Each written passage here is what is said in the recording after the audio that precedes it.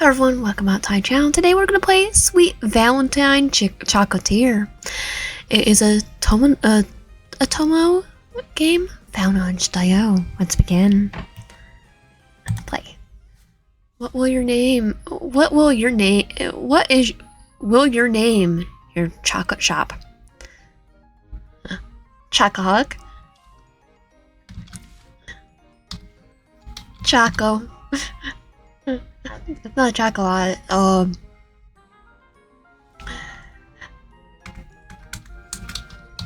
Cocoa. Days before Spring Festival 2.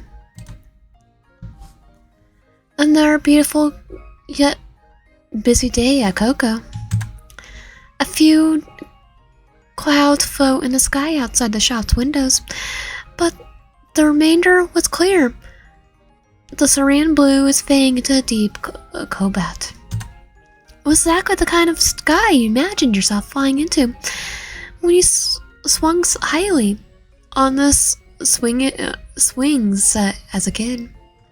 You just wanted to go higher and fly. After a long, harsh winter and surprise mid-April snow, spring was finally making itself known. I've only had one time where it snowed in April where I live. It was Easter. Didn't stick. I was also sick. I couldn't go outside. Then we didn't get snow for 8 more years. New shoots of green grass were peeking out from between cracks in the pavement, and the scent of blooming flowers, lavender, gardenia, roses, and hyacinths were everywhere. Although Valentine's Day has long passed, Cocoa was about to usher on its second busiest season of the year, the Spring Festival. And then there'll be Christmas, Easter. In the midst of all the spring buzz, you find yourself in the middle of a battle, a very serious battle. To get your boy's attention. Vanilla. Earth to vanilla. Huh? Boss, I'm so sorry. Vanilla jumps upward again in shock, causing a little snowfall of powdered sugar to escape from the box she's carrying. The entire contents of the box cartoonishly follow her movement upwards, and eyeing a small chuckle from you. Although your arms are firmly crossed, you make sure to maintain a smile as you finally catch Vanilla's attention. I love Vanilla's design. Daydreaming again, V?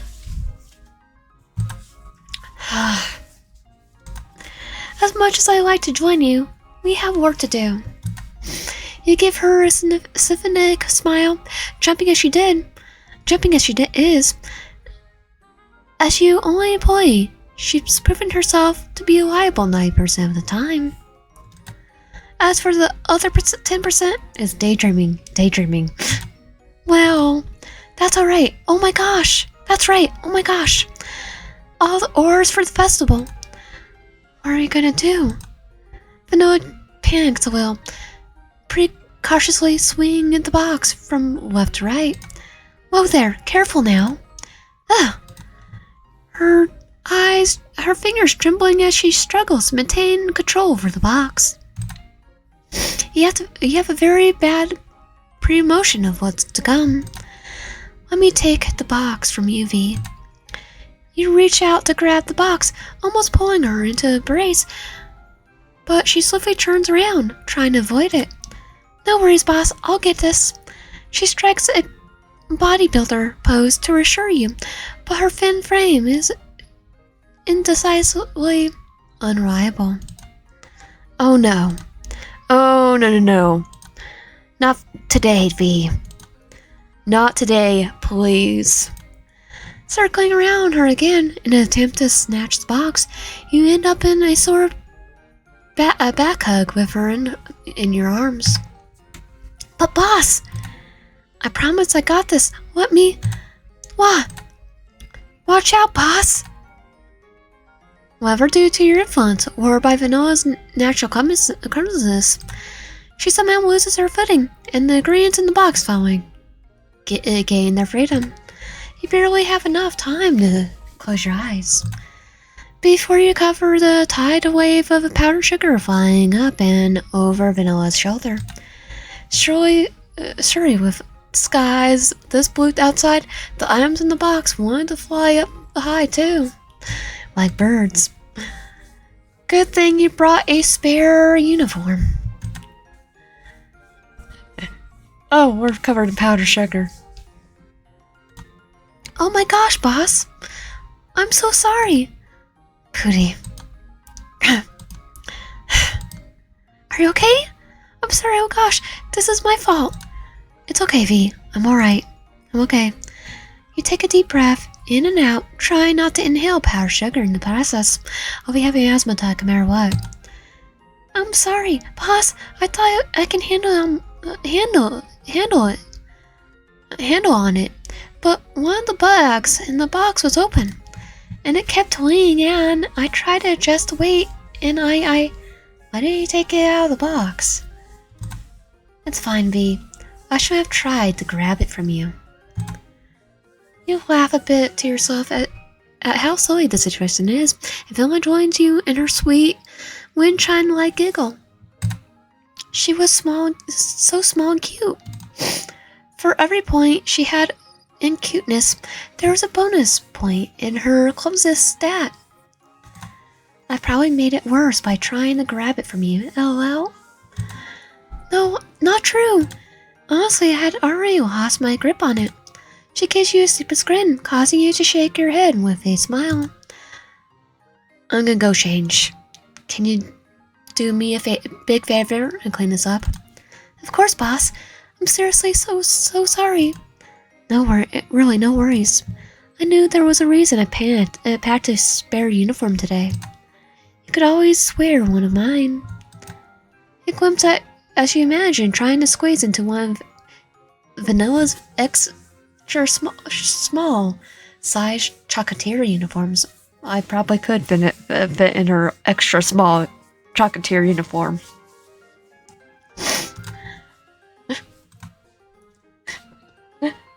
Literally in between like a small and an extra small sometimes. Like an actually small thin eater. Oh, okay. Maybe not, but you know? She grins again and puts on a determined face. Go change, boss. I'll get this cleaned up ASAP. Chuckling to yourself,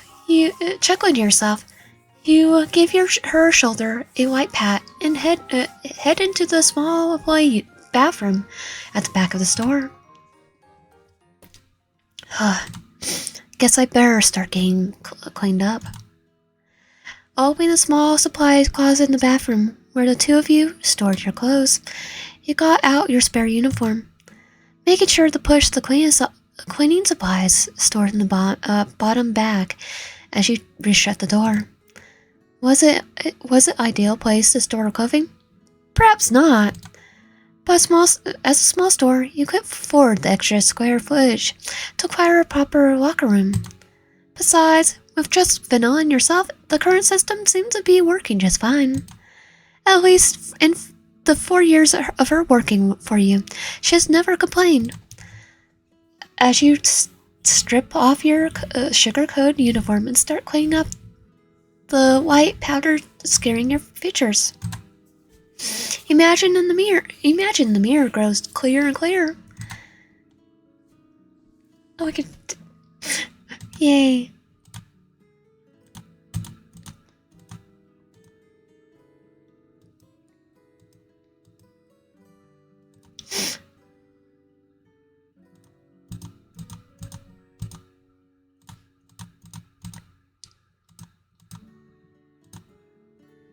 I'll do it this wood. Should I do closest to my hair color?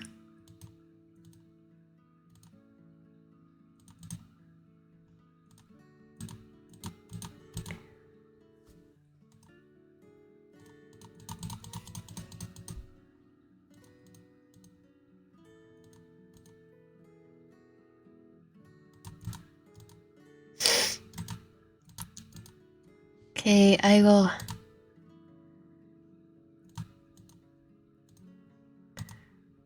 probably go with this one.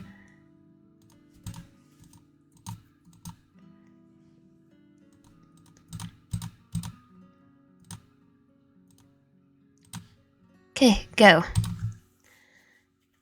As a final touch, you brush across your name tag, trying to clear out the powder before reprinting in your flesh uniform. The shiny and clean tag reveals your name. Why in? Because I'm being lazy. All changed. Although I love to walk around in casual wear, I'm best to wear the uniform while I'm working. Oh, aren't we the boss? Least I'd be mistaken for a customer. You frown to yourself as your mind briefly wanders to the memory of the first time you met Michael. You were in your store as usual, but in casual clothes that day. He walked straight up to you and asked if you wanted to taste of something better and sweeter, and to follow him to his store if you did. And then you go look at it, I was like, I own this place. Get the heck out. The nerve of that guy. What are you doing here? As if your thoughts had summoned him suddenly, there he was, snarling with what she probably thought was menace. Vanilla made for very unintimidating and mostly slightly adorable guard dog.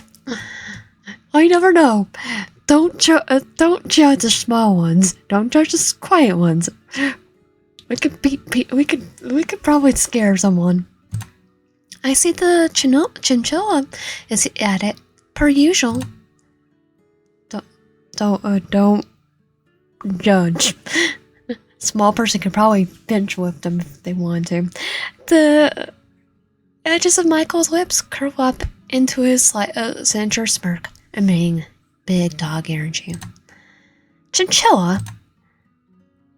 Oh, not chinchilla. Chihuahua. Vanilla is practically shaking with anger and perfectly embelling the small dog nickname Michael has given her after their first encounter. Well, we could do Sonic, stoic, righteous, or playful. So I am going to do playful first. Well, look what the cat dragged in. Well, look what the cat dragged in. At this, Michael cocks an eyebrow. You mean the chihuahua? I mean that I'm about to drag your butt out and get into a cat fight with me? Well, you started it. You got my... I have a string order for you. And give you a taste of some cat punches. Pulls out the claws. You hold your fist up, smiling wider. Lovely, punch you in the face. This produces a full-blown laugh from him. I wouldn't mind getting into a mess of tangled lips with you. Huh? What are you saying? Well, I think he has a type. Vanilla covers both ears with her hands. Boss, he's being weird. I think he's flirting with me. Michael, you're scaring the kid. Sorry, Vanilla. Mom and Dad need to argue every so often to keep our romance alive. What romance? Boss, I would never date a weirdo like you. Nipple baby, narcissist, creeper. Okay,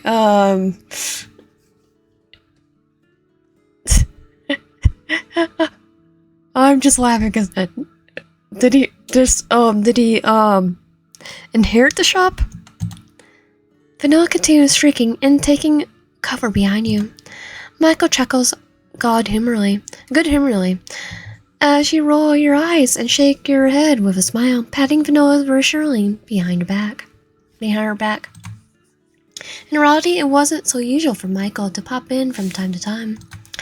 Since the day he tried to lure you into his store, he always made a point to visit at least once or twice a week. For years now, like he has a crush. Although you were competitors in name, oftentimes he would give you helpful advice. And occasionally he would throw passive-aggressive assaults at rude customers until they stormed off. It also told him, don't go to my store. I'm going to do the same thing to you. Not that they were that many rude customers to begin with, but he's definitely gone to bat for you more than once or twice over the years. Funny enough, I'm actually here to make an order today. An order from my store? If you're looking to buy out Coco, I'm afraid you'll be leaving empty-handed again. Boss would never sell. Right, boss? She turns to look at me, her brows furrowed, looking ever respectfully and all afraid. Of course not, V. I would never. Although you were pretty sure he's not here for that. You give Michael a good glare anyways. He grins and plants his hands on his hips. His expression changes to a much more serious one. To tell you the truth, you and Vanilla both lean in, instinctively sensing something juicy about to flow. I have someone. You can date someone? Someone that I want to invite to the Spring Festival. You and Vanilla both blink in shock. He has someone? Someone that he wants to invite to the festival? Someone that is not me? The Spring Festival. This is like the second Valentine's Day in your area. Valentine's Day Part 2. Although White Day was in March, for some reason. Oh yeah, White Day. Your town and the surrounding country prefer to celebrate a second romantic holiday closer to early May. Every spring, when flowers were in full bloom, the country county officials would get permission to clear out the state fairgrounds and hold a festival. According to the local history buffs, the origin of the festival was to celebrate the departure of the winter and admire the newly opened blooms. But somewhere along the lines, it got wrapped into a romantic event, celebrating budding love and confessions. Although the point of the festival now was to exchange flowers with the ones you love, making it prime business day for flower shops and chocolate shops. Not to be left behind, chocolate shops and bakeries in the surrounding towns also made sure to take advantage of the extra opportunities for revenue. As such, you often receive orders for the purpose of romantic confessions during the festival season. You and Michael seem to have a will they won't they demand going on for years now, but to hear they have someone else in mind, you can't help but feel a tiny bit devastated in your heart of hearts. Sure, Michael, I could do that for you. It's like, oh, sad face. Though he is going to be a romantic interest at one point. You hold a expression as you pull out your notebook and pen from your apron pocket and lower your head to start writing. Your mouth may or may not be twitching downwards in disappointment, but you try to hide it. Lion, in your purple vision, you see him reaching out a hand to touch you. It almost reaches you. Boom. Villain gives you a will jump in place, and Michael's hand swiftly flinch away from you. J and J have officially arrived. As you look up, a cascade of reddish pink bursts through the shop doors. These are our love interests this time around, and these two are going to be later. A shiny head of purple hair follows. That's right. J and J are in the house. Woot woot. Okay, that was a lot more embarrassing than I thought it would be. Kinda. All jokes aside, he's adorable. I love his hair. Jorden, you're making it derpy. Jade elbows Jorden in his stomach roughly, but not to the extent that bruises. The typical but violent roughhousing friend bro. Have been on the receiving end of the eyeball countless times before. He wants to give Jorden a specific smile. Poor guy. Catch your eye, he winks. It's a bit of an awkward wink, but you feel your cheeks turn pink anyways. Hey, Ryan. Hey, Jorden. Jorden. Vanilla's grin comes out a little more than the whisper. Her face is dyed tomato red. Oh, she has a crush on him too. Since they first met in community college 7 years ago, Vanilla has been pining over Jorden, day in and day out. It was obvious to everyone except the most important person. The man himself, Jorden. Oh, hi, Vanilla. If one thing is for sure, it's that Vanilla's faithful. But if Jorden hasn't caught on her feelings by now, he's likely never will. You have to spell it out for him, Vanilla. Go for it, just ask him out, unless she actually says something. You and Jade have goad Vanilla on to Jessica Vastam.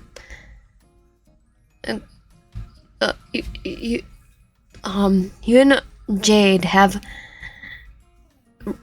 told Vanilla just to confess to him, but Vanilla refused to utter a peep about her feelings to him. Hey, Ryan. Woo. V. Hi, Jade. Michael. Jade calls Michael's name with a tone oozing sugar gross, flipping her hair and sniffing to indicate her disdain. Michael nods curtly and turns his gaze back to you. Long ago, when Michael had first moved to town and opened up shop, Jade had made a pass at him. And it didn't turn out well? Before quickly realizing the only thing he was interested in were chocolate and money. And you. It's like Harry has one in mind. Or so you thought, up until today.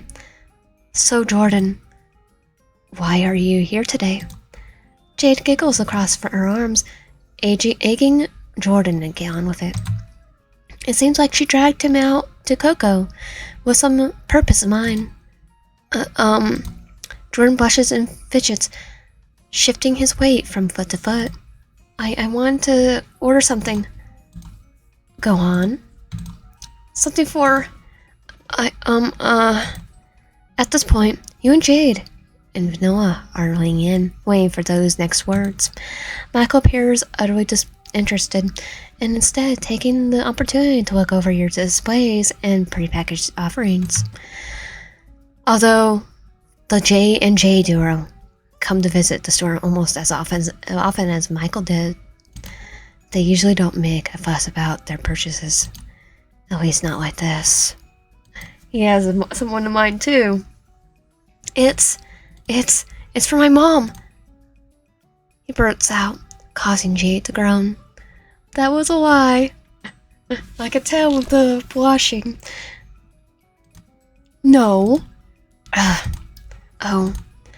Jade throws both hands into the sky and gives a fake cry. Darn it, Jorden. You were this close to greatness. You shake your head and snore as well. You know exactly what Jade is talking about. After spending every year since preschool together with the two of them, you were definitely in the know about Jordan's secret crush. And who's the secret crush? You always suspected it was Jade, since they were like conjoined chins, glued to the hip. But part of you did wonder if they were someone else. I'm gonna join in the teasing. Oh no, your mom... Oh! Your mom? Your mom? Oh. You and Jade take this as your cue to dance around Jorden, Emily, moving your shoulders back and forth and raise your eyebrows, making your mom in the chorus. To be clear, the two of you aren't teasing Jorden for being a sweetheart or in something for his mother. Rather, it's because the two of you know they hasn't had the balls to ask out his secret crush for years now. Now, when it finally seems like he would be taking the first step forward, he decides to chicken out again at the last minute. Although his mom's birthday was a good excuse. Being a good son as he was, you both knew he probably already had something for her that he had purchased way back. It was probably already wrapped and ready to go under his bed, accompanied by the thoughtful card they probably written weeks ago. That was no way Jorden was ordering a chocolate box as a last-minute gift from his mom. Taking a moment to catch her breath, Jade rested that dangerous eyebrow of hers on your shoulder and leans on you, laughing. The intoxicating scent of Jade's perfume wafles past your nostrils, and you can't help but take a good whiff. Oh my god, Wyan, did you just sniff me? You perv, she says, but she takes the opportunity to put you into a squeezing side hug. I could feel your arms between her as her soft hands pull the other side of your wrist in tighter. I missed you, bestie. I missed you too, Jade. You chuckle, return the hug, gently placing your hands on her arm, and leaning your head against hers. Feel sorry for making fun of him, though. Realizing that the time has already tickled by without any progress in your massive list of orders, you shift gears and address the two men together. Jorden, Michael? You alternate your gaze between the two of them, giving each a hard look. I have to warn you both that I'm almost out of most ingredients, because neither of you had the Disney to pre-order, and it's only 2 days before the festival. I'm pretty sure I only be able to fulfill one of your orders. And this, Jade gasped in surprise. Oh crap, darn it. Oh, Wyan. Business is booming for this year. Congrats. Too bad I'm strapped for cash right now. Otherwise, I'll totally join the bandwagon of last-minute ordering too. She gives me a flirtatious wink. I'd love to see those orders you pick between the three of us. Ah, yes, I had forgotten that you were broke now. Everyone turns to Michael without uniform angst. Michael, what the crap, dude? Ah, Fenella gives an outraged scream. Her words, not mine. The whole mood takes a sour turn. It's like, yeah, Michael, get out. In an instant, Jade's shoulders droop and her face falls. Even though it was true that she had been the one joking, proclaim herself a broke in the beginning. Now she period of unemployment had turned into more than just a few months. He felt it was taking her confidence and self-esteem. Get us higher on the spot. The beacon of light and joking that was Jade was no longer shining as brightly after countless automated rejections. Still moping about that job loss? Christ, it's been like 5 months? I hate to butt in here, but what are you gonna do? When are you gonna move on? Hey, you don't get to talk to her like that, butthole. Meanie, butthole, dickhead, ugly. It's like, I said one curse word. The end of Michael's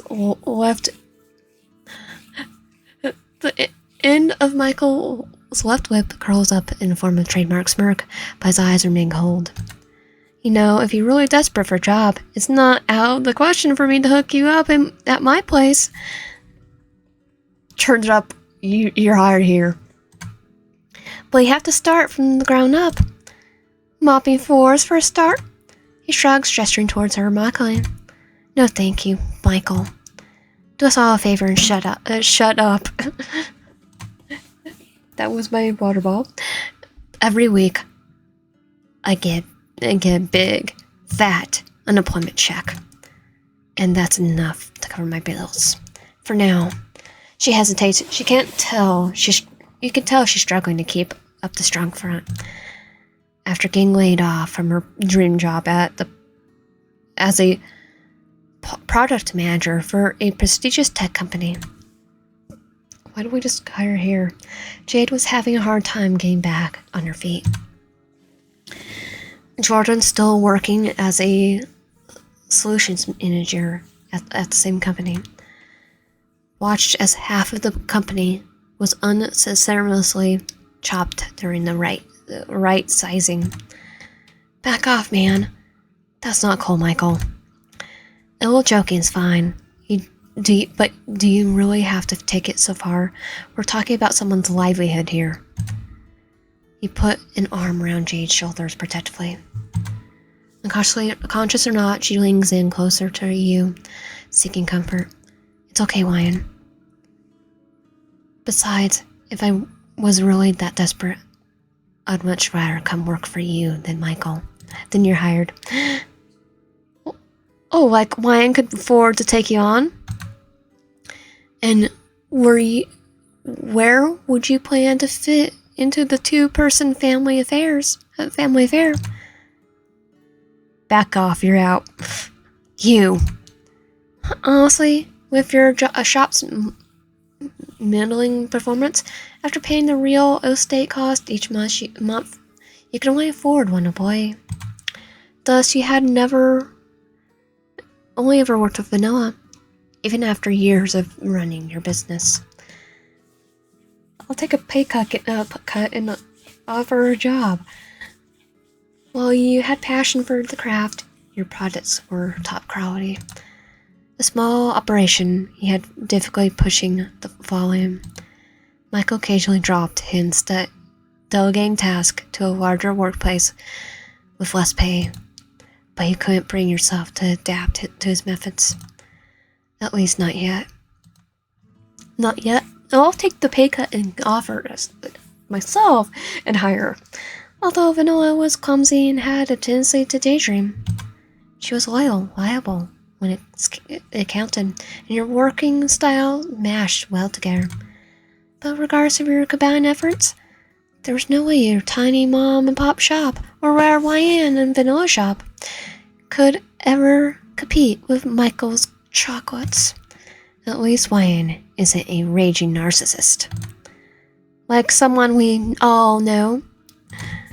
If he's a narcissist, he would not be the best love interest, but yeah. I would take Yandere over narcissist any old day. Oh, who mans their business after themselves? Actually, it's quite common, but I'll let them have it for now. Michael had everything you didn't. An MBA from a prestigious business school. Rich parents batgirling him his storefront from the beginning. Okay, that was a nipple baby, so he is. And you're pretty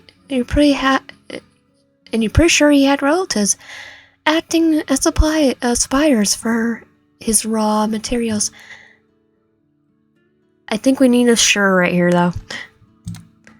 He was well connected, educated, and to top it all off, he was undeniably good-looking. Just another reminder that life is not fair. You had even heard rumors floating around about his opening a second location and making Michael's chocolates into a chain. Perhaps that's why he was so interested in your little store. If he wasn't interested in you romantically. Family affair? Pot calling the kettle black much? Yeah, you're straight up a nipple baby, Michael. She just keeps roasting him with the Nepo baby. Michael Butthole. Rich boy. Narcissist. Michael scoffs, rolling his eyes and crossing his arms again. Decidedly ignoring Vanilla, he turns to address you. Wyan, my offer still stands, you know. I know. He said it like a zillion times at this point. Gazillion times. His gaze alters between you and your store's displays. All the homemade decorations, lovely and painstakingly changed out by Vanilla and yourself with every new season. The delicate but pricey chocolates under the glass counter. His eyes land on you again, golden flakes dancing around the swirls of his irises. Darn rich, handsome butthole. Sometimes those eyes were filled with pity and scorn. Other times they looked as if they wanted to devour you alive. Right now they seem to be trying to convey some meaning you can't quite perceive. You feel your face getting hotter and hotter the longer his gaze lingers. Anyways, are you all just here to disturb my business? No, never. Right, let me tell you my order, then I'll make it quick. Hey, I was just about to make my order. Michael's lips curl up again in his sincere smirk. First come, first serve. I can choose who I do, and I'm going to choose Jorden. Now, Wyan. Now, my order. I'd like a box of... Did he just order a combination of his favorites and mine? Oh, he has a crush on us. You can't help but glimpse at as you write. Is this order actually for me? Am I the special someone he wants to fight? Probably. This is such a roundabout way to do it, though. He could have done it in his own store. For free. And for my order, I mean... the order for my mom. I have a box of... Seems like Jordan's ordering all your favorites, too. They both. You look at Jade with a squinted eyes, saying what the heck with your expression to her. This time Jade smirks, twinks her eyebrows up and down, suggestively. I can almost hear her saying, "Oh," without her saying anything at all. Is this what you think it means? Crap, Vanilla. Sorry, I took your man. You jerk your head to the side and catch Vanilla, looking crestfallen. After years of working with you, she knows your favorites too. Having just heard the order, she probably held the same suspicion you and Jade did. Anyways, V and I have a ton of work to do. I love you guys, but I'm gonna have to escort you out with some samples. Oh, I love some free samples. Ain't me free right now. Ha! Hang in there, Jade. Decide that things are getting too tangled in your taste. You decide to physically push all three visitors out of your store. Lovely stuff is stuffing a small tuffle in each pair of hands. You pat them each goodbye, warmly but sternly. Anyway, because he's only got our favorites, we choose him because he just did both. As they leave, all leave, you can't help but utter a parting line like some kind of cheesy anime. This is cheesy Altolan game after all. For fall break, you won't regret filling my order. Michael seems to enjoy the feeling of your hands pressing against his back as you physically push him out the door. He lets out the weight of his 6-foot tall body, provide some resistance as you push him out. He's a lot bigger than me. I need Vanilla to help me. Jade comes back too. They're all helping me push. Now that you're so and Jorden, now that you're so close to his neck, the smell of his cologne dances around you. It's like a careless flower tempting a poor fly. Get out of here, you amazing smelling butthole. With a golden chuckle, he's finally gone. Next up is Jade. Lion, you better call me after the festival. She brushes aside a strand of her hair behind her ear mischievously and gives a side glance at Jorden. You gotta fill me in on what happens. What are you gonna be doing during the festival? I don't know, maybe finding someone to take me on a hot date? She winks and does a classy claw motion with Var, like a baby tiger. After unceremoniously stuffing her free tuffle in her mouth and giving you a quick hug, her figure disappears in a whirlwind of pink curls. She stands running down the street. Wait up, Jade! Jorden turns to you and Vanilla, smiling apologetically. Bye, Ryan. Bye, Vanilla. Bye, Jorden. Vanilla gives a sad will wave and averts her eyes at Jorden and says goodbye. This is going to be bad. I'll call you Ryan. This might be very bad. Robotically, Vanilla begins tugging towards the back of the store. All sorts of materials in the back. She looks up at your eyes. Thankfully, she doesn't seem to be ready to cry. You should get started on those orders, boss. You stare back at her apologetically, not knowing what to say. After working together for years and being friends for even longer, you recognize that the two of you probably need a little more time to sort out your thoughts. Thanks, V. I'm sorry. There's nothing to apologize for. I'm going to get over it then. Okay, I'm sorry. Trying to regain her chihuahua energy, Vanilla grips both fists determinedly and scurries off to the back. I really hope she's not scurrying off to cry. Shaking her head at the mess things have become, right before the festival, you decide to drive right into the making horse. This is a chocolate making minigame.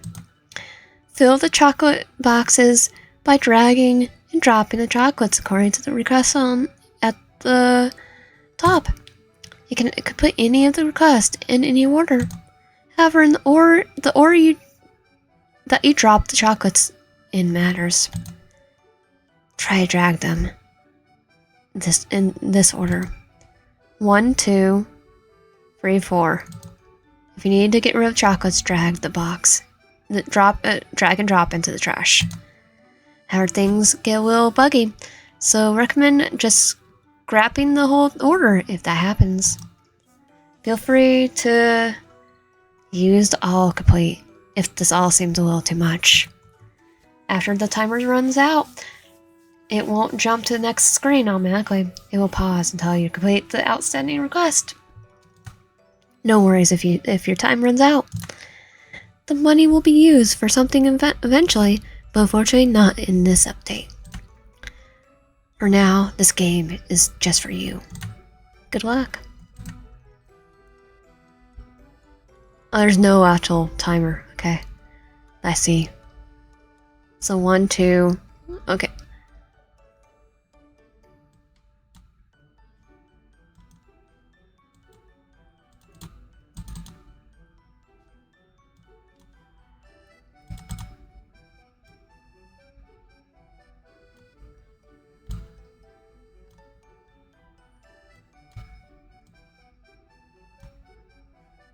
I'll just do all complete. You're a master chocolatier. A horrible chocolatier. I'm like, wait, what? Suddenly, the supply will be a little tight, but just enough for my 3 ores. As for the 2 ores I received today, I can only fill 1 since neither of them had the decency to order in advance. Looks like there's no volume making its decision here. So Michael's route is not has not been listed yet, so we have Jorden or fulfill neither, or more options. Make the or request Jordan's requested. Sorry, Michael. Friends come first, although he might be more than a friend. Your cheeks flush as you imagine Jorden receiving your order. Delighted. Mixed feelings bubble up. When you also can't help but imagine Vanilla's stark face, witnessing the scene. Darn, you still haven't sorted out what you'll say to her. And there's a small possibility that both of you are wrong. The person Jordan's planning to confess to might not be you at all. Just someone who has the same, very similar taste to you. A palms find its way to your forehead as you ponder all your life choices and relationships up to this point. Unable to come to a conclusion, you continue stressing even as you make your way home. You made your right choice, and Jorden seems to have made his. You seem to have made your choice, and Jorden seems to have made his. And while you truly value Vanilla, you and Jorden have been together for way longer. Your mind wrestles back and forth between the two of you as you toss and turn, falling to sleep, only as birds start chirping outside. Days before Spring Festival 1. Once again, it's a beautiful day outside. It's annoying so. The sun is shining brightly, filling the crooks and crannies of the shopping district with light. And the birds are singing a love song, tweeting and twittering romantically to each other. All in direct contrast to the brooding mood inside Coco. Today you're burning in customer service. Heck. But thankfully the day is passing by as in a bore of fancy gift wrapping and money exchanging hands. But for better or worse, you ask Vanilla to continue handling the chocolate prep in the back today. Because she's probably upset still. She seems grateful for the receiving for not having to work the front. She's still crying, especially since her eyes were red and puffy when she came in. Darn, it's obvious she spent a good portion of the night crying. You sigh to yourself, putting the finishing touches on their box of chocolates when suddenly your heart jumps at the sound of the store bell tinkling, hurting the arrival of another customer. What do we know already? Hey, Ryan. How's my order coming along? Oh my gosh, Jorden. You scared the crap out of me. Sorry, did I come at a bad time? No. I'm just don't really know why I'm jumpy these days. It might be the heat. Might be.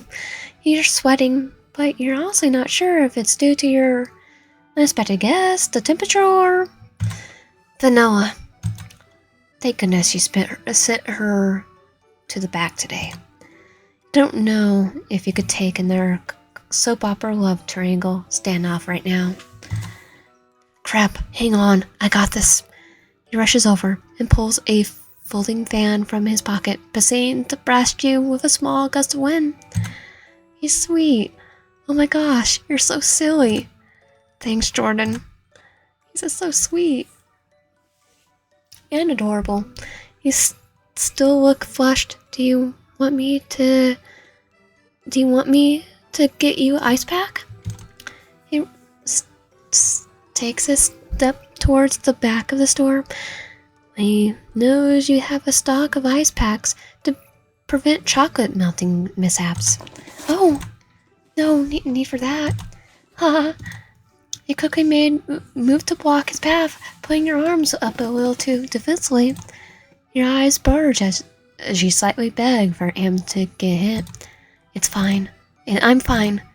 I'm fine, huh? You don't mean to be unfair to Vanilla and prevent her from seeing Jorden, but you get the feeling that it wouldn't be good for the two of them to meet right now. Whatever Jorden came here for is probably safe to assume is not for Vanilla. For some reason, you find it a little difficult to meet Jordan's eyes. Unless he's playing the chocolate for Vanilla, pasting a smile back on your face, pasting a smile back on your face, and gathering your courage. You look up to find a concern flickering in those steadily green depths. I promise you I'm good. Just keep me cool as a little longer. You got it, Wyan. You shift your already spread arms in a posture of enjoyment, as if you're spoiled, noble from ancient times. Fan harder, servant. Jordan nods and fans a little faster. Yes, great ruler.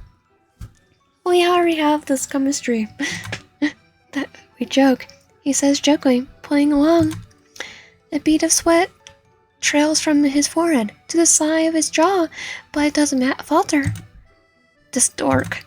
I can't help but admit that he's cute. He's cute. Take a step back in your head.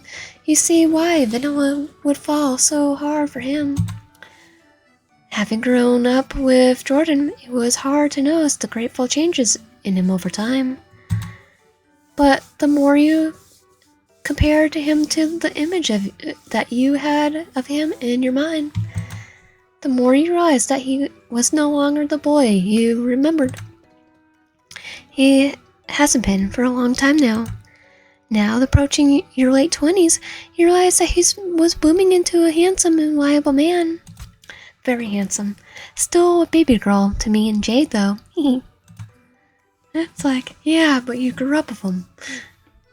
After few more seconds of sweet relief from the early spring heat, Jordan stops fanning you and leans against the counter.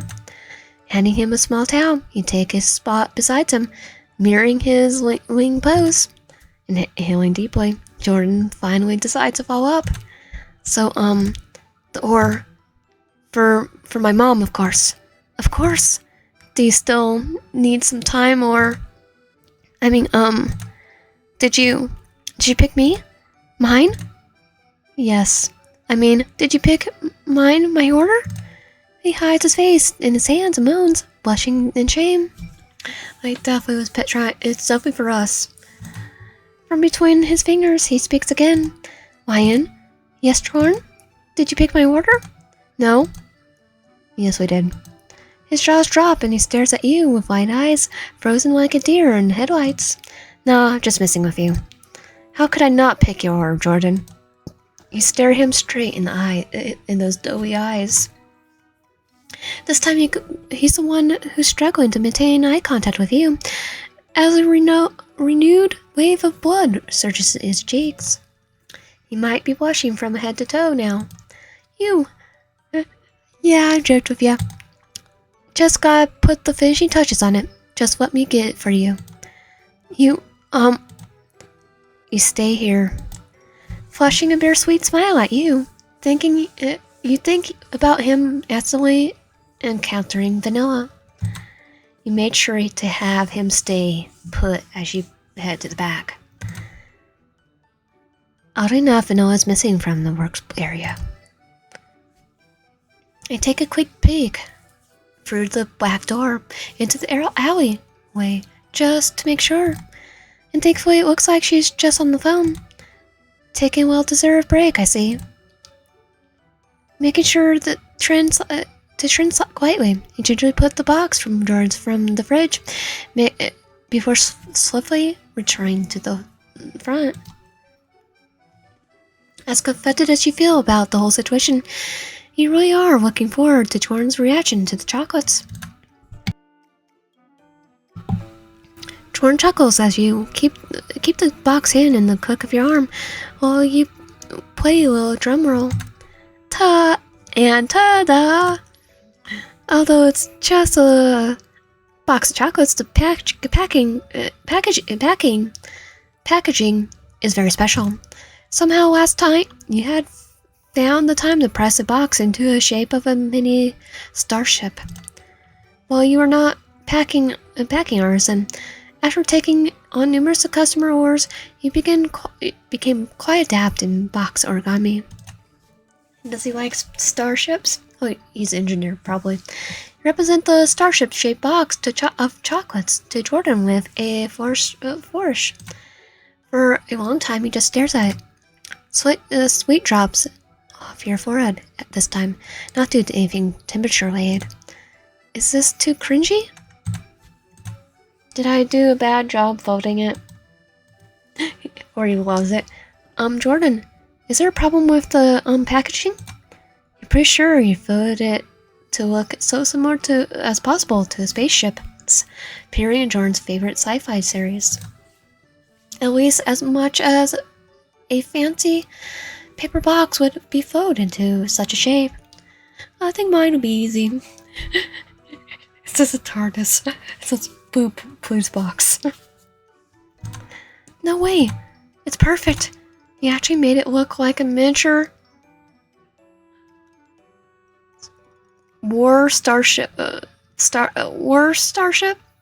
battleship. How's this not possible? I didn't even know you could fold your boxes like that.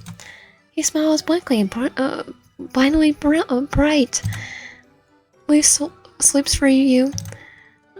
And then, as does an unknown warm feeling, fluttering in your chest like a kaleidoscope of butterflies. Those vixen-like eyes of his curl into half moons as he laughs, filling you with slight evil thoughts.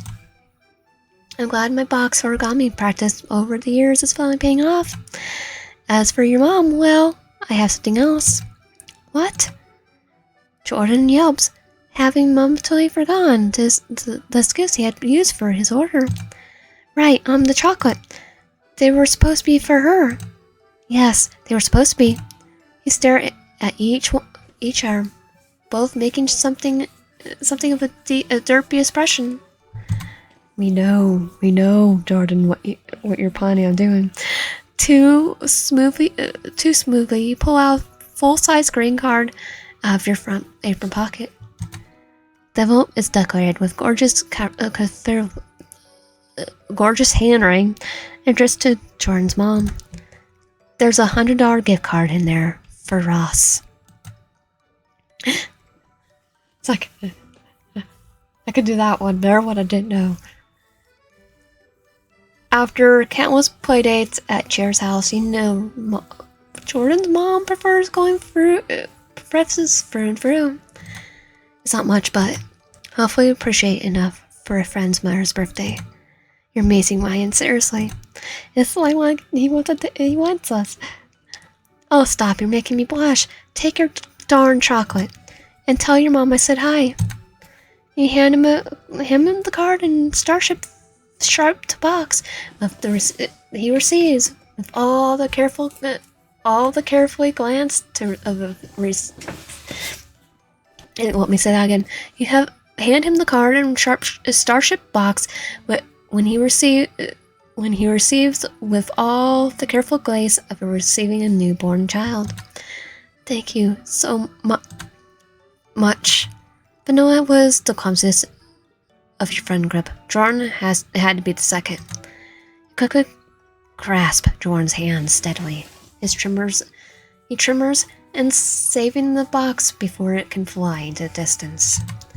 The chocolates within rattle in peace, like an engine of a starship revving to take off. Oh!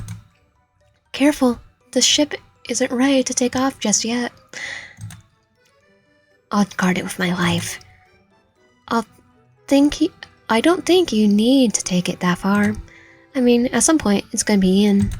Right. Your eyes meet again, and you sense some electricity flying through those quiet emeralds. Jordan's mouth opens and closes once. He's so close to saying it, but after another moment, he looks away. His expression is one of depression and self-deprecation. It seems like he still doesn't have the courage to say it just yet. Thanks, Wyan. Thanks again, Wyan. Okay, anything for you, bestie. Anything for you, bestie. Yeah, bestie. What? I'm not your bestie? Did Jade take my place? How could she take something that was already hers? Aww.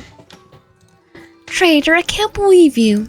He smirks. It's an extremely rare expression from him. Sure, you're more than just a friend. Huh? It's nothing. We're Earth's crush. By the way, I repaid you through Vimo.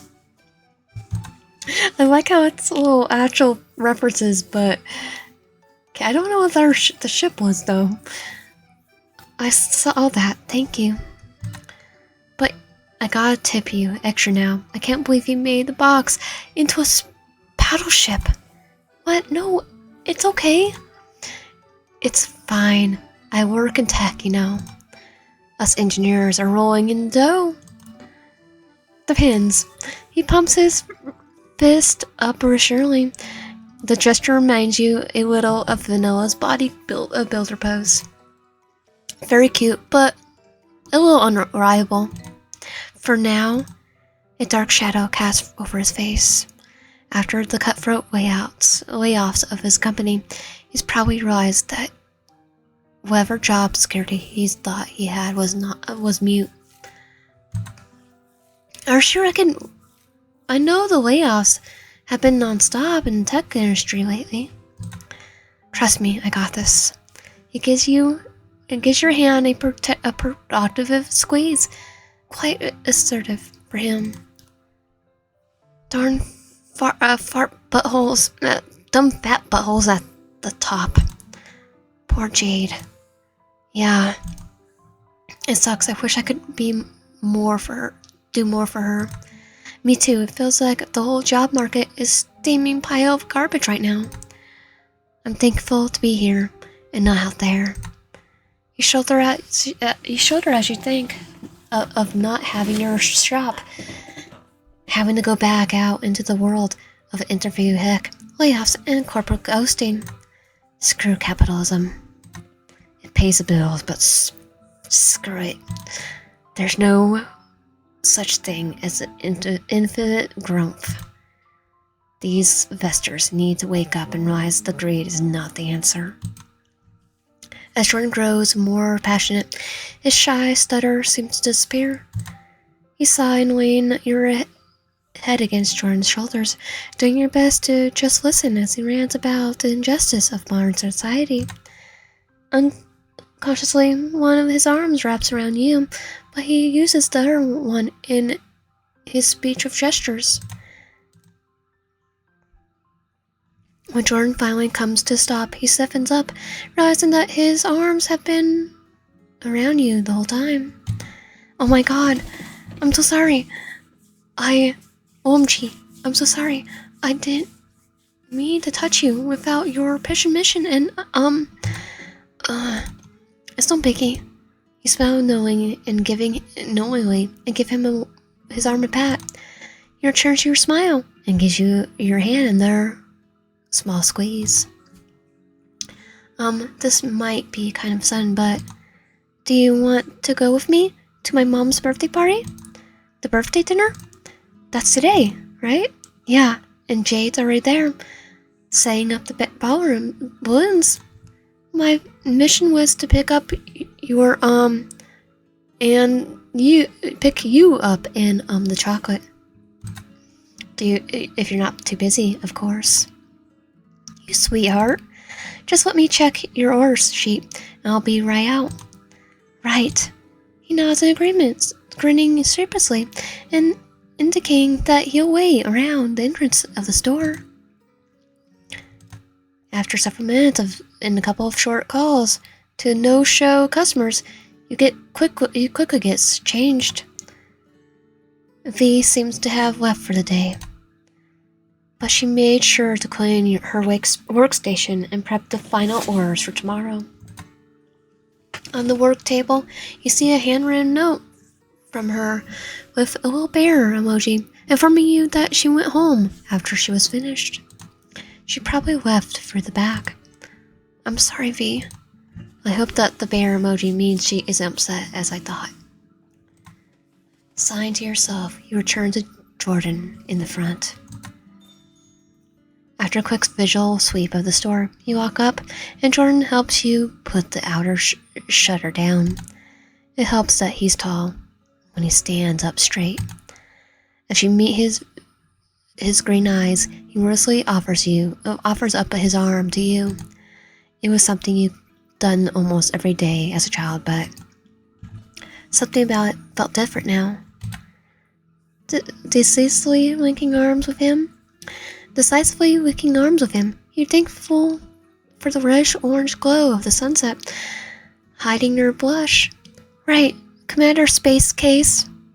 Blast off to your mom's birthday party. Daving ends up in a flurry of shared laughs, sweet treats, and fond memories. Day before Spring Festival 0.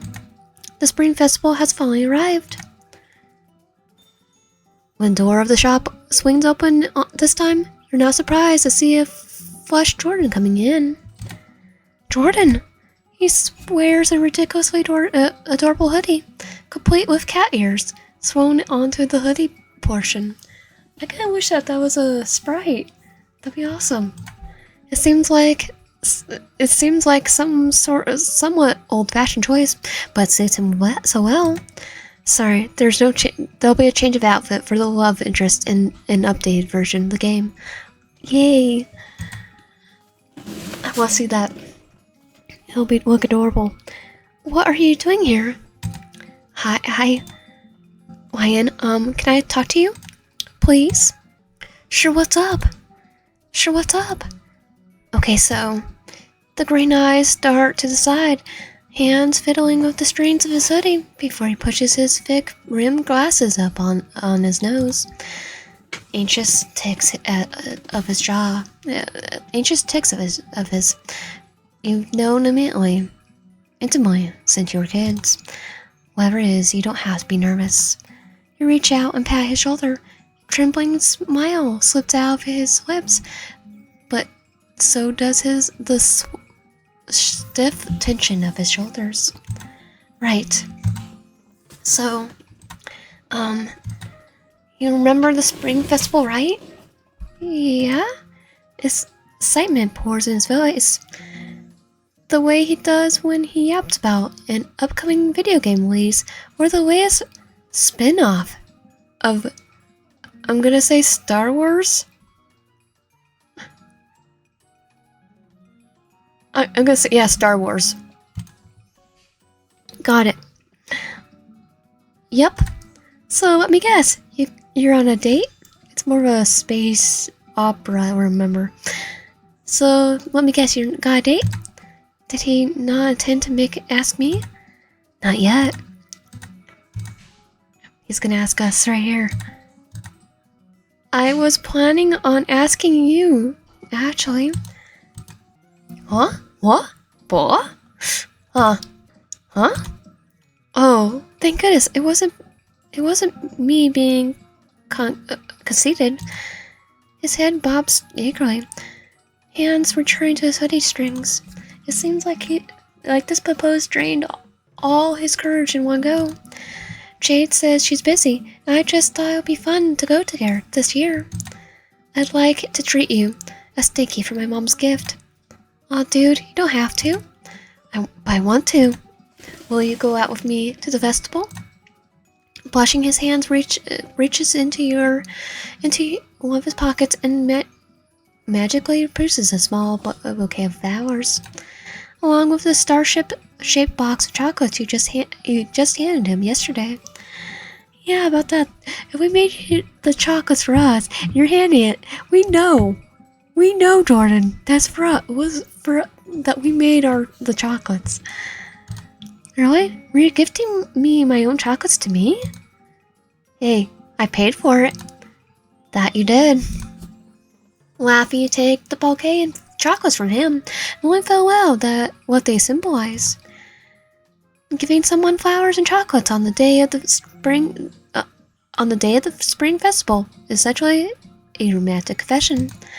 Where are you, Doraemon? Where were you keeping all of that? Where were you keeping all that in that outfit of yours? I love the Doraemon reference. I have both the farming games. Are you actually made of magic or something? Or are you Doraemon in disguise? Jorden blushes again and grins, making your heart beat that much faster. Maybe. I could try learning magic for you. Maybe for you. Looking for all the world like a plain kid with his hoodie, you find it difficult to say no to his eager gaze. Jorden, I guess I could go with you. But only because you're so cute. That's you. Where did you even buy the hoodie? I can get you one too if you like it. That doesn't sound too bad, actually. Whoa, woo! He basically jumps for joy at your acceptance. Then he slaps his hand over his mouth in embarrassment. But not before you catch the brightest grin seeing his lips. I mean, thanks. It doesn't have to be a whole thing, but it'll be fun. Of course it will. I got you, haven't I? Unable to resist, you ruffle his hair, mushing up soft, silky locks. He shakes his head, leaning into like a tall, awkward, nerdy cat. A very tall, nerdy, adorable cat. I got to finish up things here. I'll meet you in an hour or so for the festival, and if that works. Right, don't worry about anything. I'll have it handled. He rushes away before you can even ask what that means. Smiling softly to yourself, you tuck the small bouquet of chocolates away in the cabinet underneath the cash register. Although you're basking in the afterglow of Jordan's sweet request, there's still one more major non-work issue to take care of. V? After a long day of handling chocolate orders and sighing lovebirds, the time for your date has finally come. Time to get changed. Looks like V still hasn't gone home yet. Her clothes are still here. V? Calling out to the work area, you look around. No one answers. Huh? Heading to the alleyway. Behind the store, you find her. She still looks upset. Hey, you okay? She's not crying. Her eyes look tired. Yep, I'm fine. Quickly rubbing her hands over her face in circular motion as if to wipe away any sadness, she quickly regains her usual pep. I'm perfect, in fact. I've never been better. She exhales angrily. Her anger doesn't seem to be directed at you, but she does seem to be brooding about something or someone. 7 years. I'll show you what this chihuahua can do. I can get a hot date too. Her eyes filled with determination, she finally focused her eyes on you. Boss. Yes, V? You wouldn't hate me if you... Never mind. I'll see you in Jordan at the festival. Are you planning to come with us? No way. Vanilla looks outraged at the thought. Her anger expression is quite cute. I have someone better in mind. Is it gonna be Michael? You have a sticking suspicion you're about to get blindsided by something. But then again, it's good to see that Vanilla isn't too devastated by Jordan's behavior. Oddly enough, don't be too mad if Don't be too mad if and when you see my date. Scream Michael, is it? If he agrees. I'm sure whoever you ask will agree. They have to, or I'll fight them. You make a gesture of punching one fist into her, or else. Let me know. I'll beat them up. You won't need to. Vanilla blushes and finally breaks into a gentle laugh. I'm sure he'll say yes. Heck yeah, girl. You give her a high five. It seems like the tension between the two of you has finally broken. Although you're very curious to see who Vanilla's mystery day is, you should head to the festival boss. I'm gonna give my day a call to make the time. I'm gonna make sure to call to make sure they make time for me. They will. I'll fight them. I have blackmail. Feeling relieved that you reached a breakthrough in the situation, you prepare to meet Jorden at the festival. After a long day, Jorden greets you near the festival entrance, and never smile, playing his lips and basket in my hand. Oh, okay, we're still going for playful. Is that for all the places I'll win? Is that for all the places I'll win? Definitely. Plus some things that we'll need. There's some water, a jacket if you get cold, a cold pack if you get hot, a blanket, and binoculars for the fireworks show. You're so sweet. Thanks, Jorden. You're welcome. What do you want to do first? Casting your gaze around the area, your eyes perk up as you identify a shooting gallery. That looks pretty fun. Is something wrong? No. He shakes both hands, emphasizing that nothing's wrong, but it just comes off as more suspicious. Huh. Giving a jerky nod, Jorden stands by your side, and you both paid to pick up toy guns. Staying as you hope, like an awesome secret agent you'd always pretend to be when you were kids. Here goes nothing. Hey, we get to do it. Autocomplete. Great job. I'm pretty sure I nailed that. I guess I just auto-completed. The booth owner looks impressed and hands you both a small stuffed monkey. Adorable stuffed monkey, right? Yeah, you have shooting down the target. You have fun shooting down the targets, but Jorden is not good at it at all. Crap. The bullet misses the target by a mile, ricocheting off the wall, nearly hitting Jorden directly in the forehead. He's good at many things, but like computer science, track and field. But aiming is apparently not one of those things. I thought you were a gamer. Just because he's a gamer doesn't mean he's good at aiming. There's different type of games. Do you not play shooters? I'm ashamed to say that. The real thing is a little different. He fidgets, obviously embarrassed over his surprising performance. Did you want some help? Please. Sure. First, try not to slouch.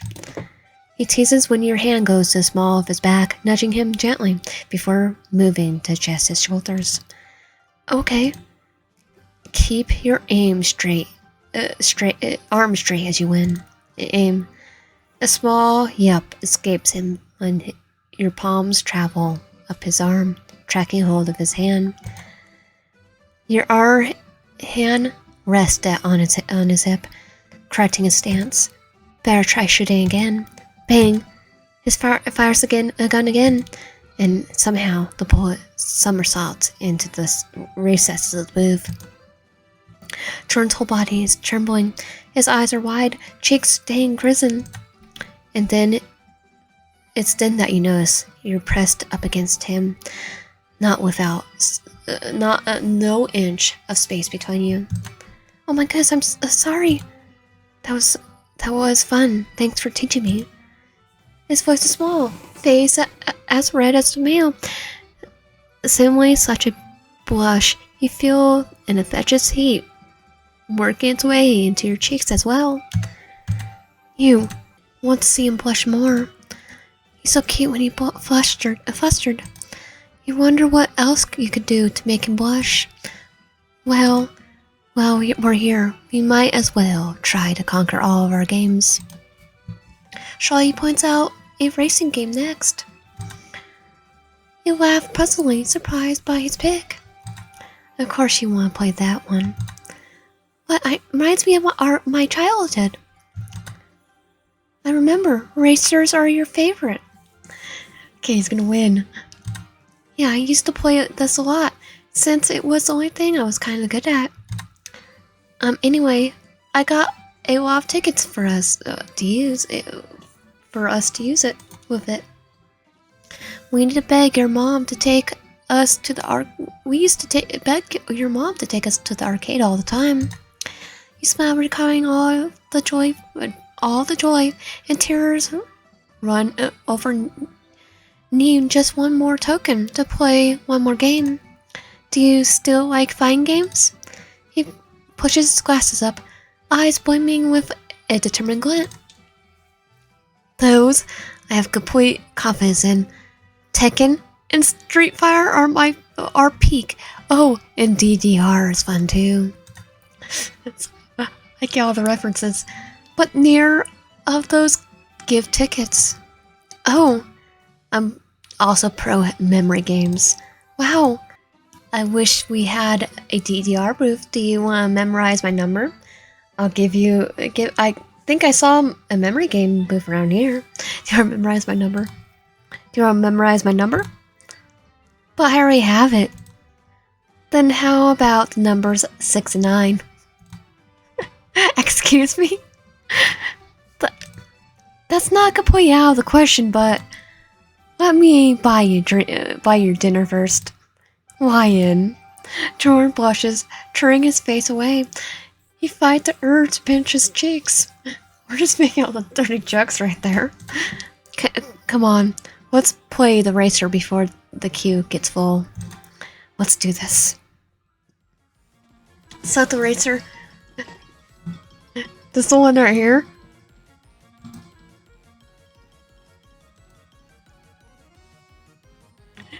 Okay, which one's faster? Fox? Get ready. 2, 3, 3. I got you, win. Game over. You won. Play again. Exit game. Great job. Winning the race. This was the actual race, I'll beat all the other dogs. Of course you would. Mr. Track and Field Star. Oh, good. God, you still remember that? Who could have forgot all those love notes falling from your locker? They just piled in one day. I have no idea how I got those letters. Something about hot, sweaty athletes, I guess? Yes. All those words. As words, your mind skips back to memory lane, stopping at the very day Jorden was talking about. It wasn't unusual for you to see those tan cheeks turn red, sweat dripping down his temples. But though when the breeze wafted up his too large shirt, exposing the smooth lines of his chest, the mole in his left pec, the way his cute dusky nipples perk up from the fabric friction. Are we the ones that put the love letters in his... Why? Huh? You're right, you spaced out. Start drawing a little bit. Cringing, you wipe your mouth with the back of your hand. I'm fine, let's get to the next game. Again, you try to clear your mind. As his friend since preschool, should you really be thinking of Jorden this way? Oh, this we were meant to be, or is this the way things were always bound to go? As you continue wandering through the festival, a suspicious-looking booth catches your eye. Ooh, it looks like a booth doubles as a memory game and a fortune-telling booth. Tarot cards or not, I got this YN. Oh, do you now? Yep, this is where my superior memory will really shine. He did really have a good memory. Always aced quizzes and remembered what I liked for lunch. And my taste in chocolate, apparently. Obvious tear musings, Jorden rambles on. I memorized so many design patterns and formulas during the coding interview process. I'm pretty confident my memory is top notch now. Then show me what you got. Okay.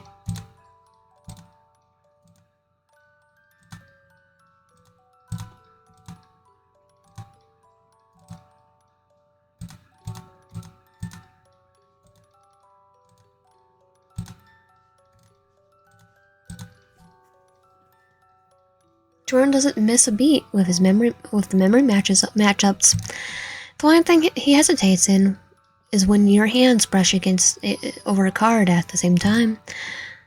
Oh, sorry. He blushes shyly, but quickly walks in after that, breezing through the challenges with ease. This should be the bear. You sit back and watch him work his magic, entranced by the light, entranced by the light hugging the corners of his face. How his stare goes from soft to shy and to serious and sharp when its fears concentrate. He always been super smart since we were kids. Jorden was the one who helped me set up my technical side of my business, including my online order taking system. There were so many things I am grateful to him for. Jorden ends up winning the memory game at record speed, resulting in a free fortune-telling session for the two of you.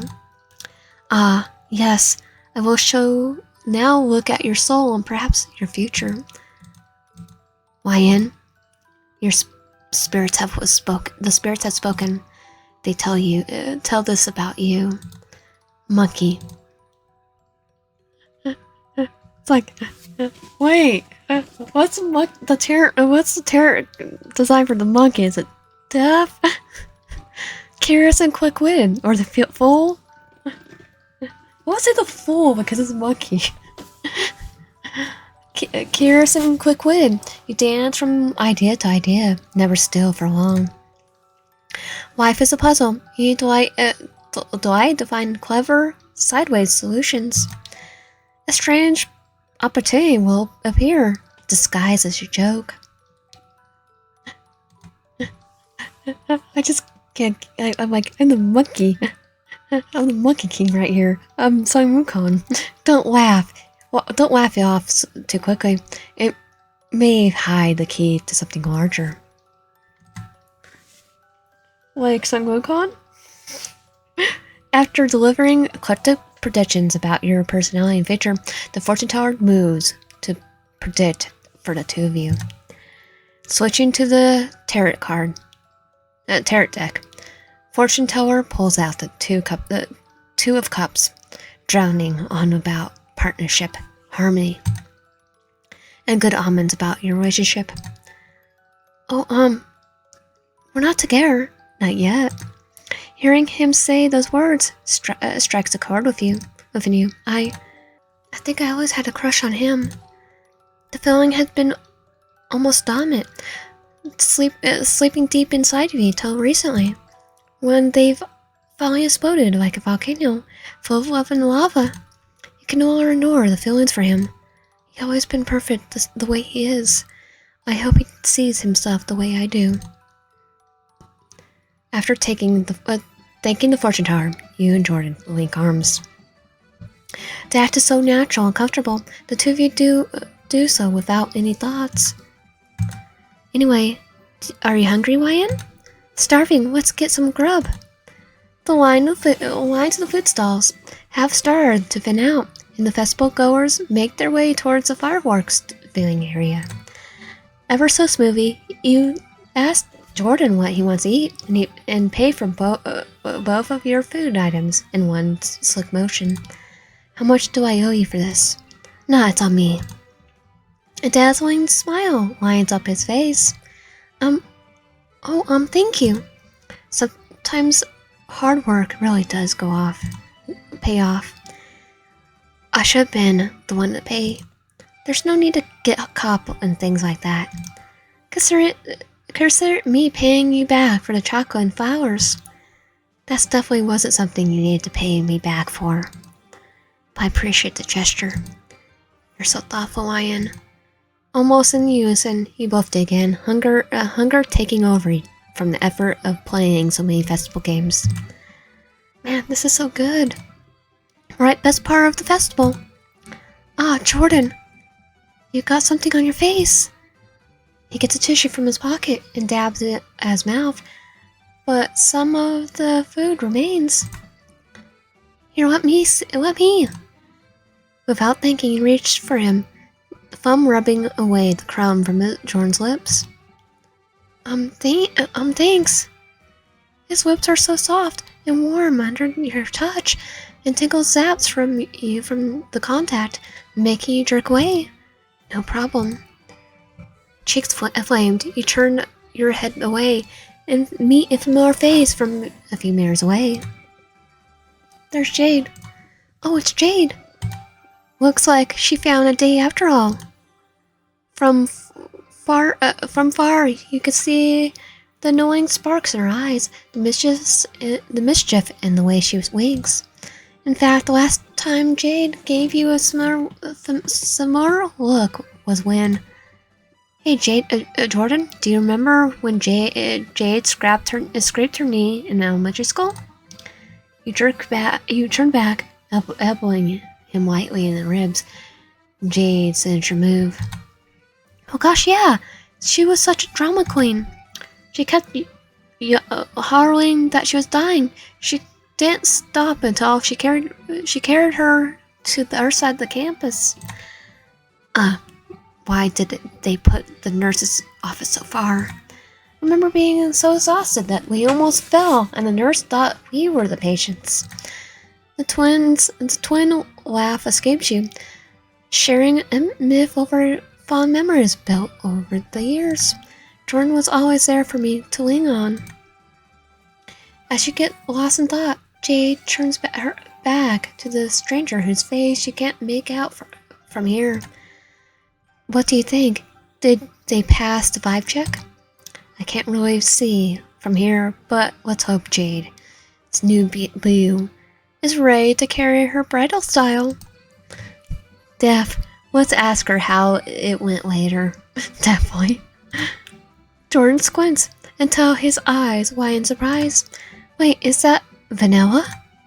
And, of course, Michael. And the hot butthole. She's trying to make us jealous or something? What? You follow where he's pointing at to see Vanilla and Michael together sitting on a blanket. Wait, I think she's doing it on purpose. I think they're doing it on purpose. That's horrible. This is horrible. She's not killing him, though. No, she's not going stabby on him, that's for sure. But he might be stunning my employee. Note to self, fight the Nepo baby later.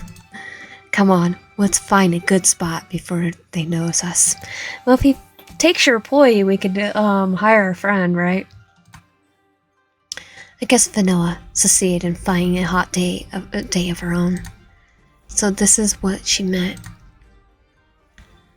Taking a hold of his hoodie sleeve, he dragged Jorden to a place where you can perfectly see the fireworks overhead and avoid any noisy buttholes. You're about to plop onto the grass inside dramatically when... One sec. Jorden lays out a blanket for you, fresh from the basket he's been carrying the whole time. Smiling, your face planted on the blanket and roll to your side, all frustration leaving your body. He sits next to you, cross-legged. Thanks, Jorden. You always know how to cheer me up. But I'm just sitting here. Then you're sitting here already makes me happy. Jorden opens his mouth to respond, but is cut off by a boom and a flash of light exploding overhead. is starting. Looks like we made it just in time. Green, red, green, blue, and pink. I think I see pink. All sorts of colors paint the dark canvas of sky. A canopy of grasp and applauses fall each display of light. Wow, so beautiful. Yeah, it really is. Turning your head back to him, Jorden is staring right at you. When you were kids, Jorden used to be jumping around fireworks, clinging onto you or Jade when the show started. Now his gaze is calm and steady. His glasses reflect the multiple color sparks, backlighting your own awestruck view of reflection. Ryan, you have to tell me something. He fidgets with his glasses, cheeks in pink. He's like an easily startled cat.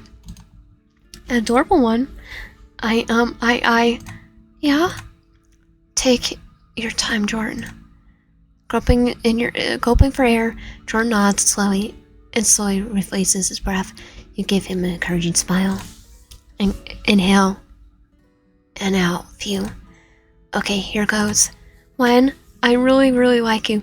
I had a crush on you since forever, and nothing has changed.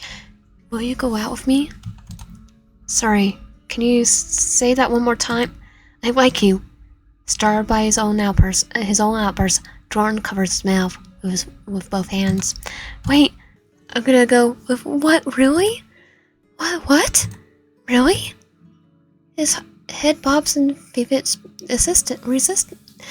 His head bobs before he mumbles behind his hands. I really, really like you.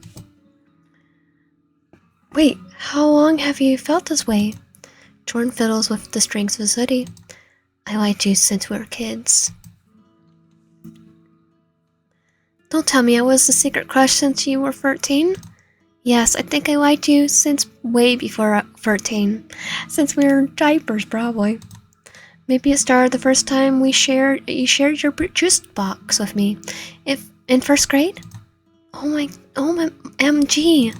Back then I actually hated the taste of oranges, but when you kept sharing it with me, orange juice became my favorite. The realization hits you like a boom of fireworks in tandem with your heartbeat. Every time Jorden smiled at you or offered to do something for you, you brushed off as mere platonic affection. Oh, definitely not. Looking back on it, you now read into each adorable flush that glazed his face, each nervous stutter in your presence. Nothing has changed if you don't want it. Unless you want it. Do you want it? Well, we have to go with I like you too. I like you too. A wide grin, friends, to split his face as he grabs your hands in his. Really? Ah, thank you. I mean it. I like you too. Of course I do. I just said that, but he trails off into a nonsensical, adorable ramble. You giggle, not at all bothered, because he's so happy and flustered. And all yours. Are you wondering? Hey, Jorden? Can I kiss you? Can I kiss you? The awkward green gaze flicks to your lips. Adam's apple bobbing as he swallows. Jordan's always been so shy that you never knows before. So cute. But the soft yearning that passes through his eyes, pampered through those thick, unmistakable. Is this, do you want to? You know him for so long, but now that you're put a name on the feelings he has for you, the same ones that he stirs in you, you can't help but imagine how his lips would feel on yours. The sound that he makes for you. And how long until you can make him fall apart under you? God, I want him to eat me up. It's a completely different feeling from when Jade watched you both in the closet for 7 minutes in heaven. And we're both awkward. When you feel Jordan's clampy hands on yours was enough to sedate you. Now you feel like you need the tired night to come even close to being finished with him. Yeah, use your words, cutie. And possibly, he turns even redder. Do you really want to kiss me? Yes, if you want to. Of course I do. His hands are shaking as he cups his cheeks, your cheeks, cuddling you like you're a precious treasure. You reach up to hold them, steadying him as you've always done. I need to be no need to be nervous. It's just me. It's always been you. Slowly, the distance shortens until there's nothing between you. Nothing stopping you from getting lost in the cedar scent of Jordan's cologne. The refreshing from washing in the soft surface of Jordan's lips. Except Jordan's glasses bump into your face, and Jordan himself hastily removed and shoved the said glasses into his pocket. Was that okay? Yeah. Can we do more? Do one more? With a shy yet eager nod, Jordan happily follows your lead as you tug him close to his heavy strings. Soft warmth envelops you frantically between being heart. A strange thrill of nervousness, guiltiness floods your veins as you bury your fingers into Jordan's silky purple hair. His next kisses are sweet in chest, peppering you flushed cheeks, forehead, and lips as you try to chase his lips. Oh, his gasp when your palm goes to his navel, keeping him right where you want him. Jordan goes pliant when your tongue licks the seam of his lips, purring immediately and granting the entrance. Jordan, he mused sweetly at the sound of his name, gently sighing against his lips. Suddenly, Jordan wraps his arms around you as he pulls you down onto the blankets, and into Jordan's finally love. I'm sorry, I don't see it that way. I'm sorry, Jordan, I don't see it that way. Oh, it's okay. I just glad you were honest with me. I feel sorry for doing this. Of course. I hope you're okay. You still mean the world to me and don't want to lose you as a friend. Yeah, I mean, this isn't the greatest feeling in the world. But I'll get over it. I'm okay if you're okay with just being friends. Duh, promise. Technically, you hold out your pinky. With a shy smile of his own, Jordan links your fingers together, a ritual you haven't performed since you were children, but you hoped will continue for years to come. Promise. Ending free, Jordan's childhood friends. So now we are going to go back and fulfill their need order, maybe more options. Neither of them bothered to order in advance. They could have ordered online, or even shoot me a text. I just fulfill the pre-orders per my store's policy during the spring festival. Sorry, boys. Although, a thought crosses your mind. I really need to make money. Crap. Holy crap, man. I really need to make money. Thinking your expenses for the year so far, your plan for the future, you can't help but sigh. With the materials I have, I think I could fit in one more custom request from a higher paying customer. Sorry, Michael. Jordan. Wasn't Michael rich? You guys can just go to the festival with each other. I've seen the way they react with each other I'm not around. You giggle, thinking about the suspicious chemistry between the two.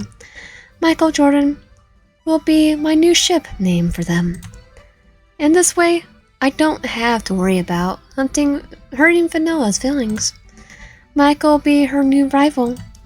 You crackle to yourself gleefully as you imagine the inevitable Doberman Chihuahua face-off when Jorden, as a shy maiden, witnesses the duel. I guess today's my day to make money. Woot! You drive into the packing orders with renewed favor. Romance? Nah, romance is for suckers. As long as you have have yourself and money, you'll be just fine. Of course. You spent the whole festival working. It feels a little depressing, pushing aside your friends and potential romance for work, but you choose to open your own business. You chose to open your own business, and you already put countless hours, blood, sweat, and tears into the shop. And the day of the festival is like any other business day. You relish the chance to make extra cash on and after the holiday. Taking Michael's advice, you decide to hire a few more employees, turning your focus on management and strategy. After many years pass, your business is massively successful, and you now built it into a massive chocolate empire, with you as the founder and CEO. A few random people online say you sold out, but most say you finally reached the pinnacle of Chocolatier. Being so busy, you don't have time for a relationship, but with this much money, you can get anyone you want. As they say, money makes the world go around. And anyone who says money can't buy happiness has never been truly power. Money is my lover. Ending one. So I think I'm going to end it here for today and just do Jorden's route. Basically Jorden's route plus the ending one. If you want my content, please subscribe right below, help out, and comment below. I'll see you guys next time. Next time we play this game, we are going to do Jade's route.